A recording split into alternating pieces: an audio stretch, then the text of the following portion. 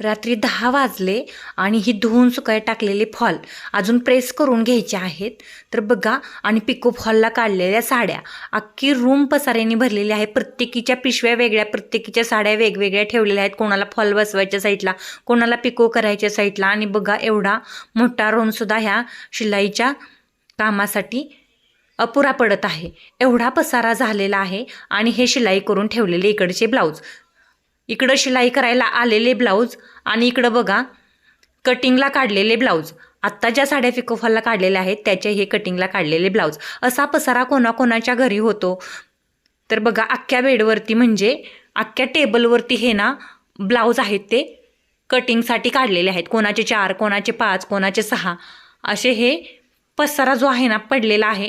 आणि रात्री पार 10 वाजले तरी एवढा पसारा अजून आवरायचा आहे. कोणाकोणाच्या रूममध्ये असा पसारा होतो नक्की सांगा शिलाईसाठी.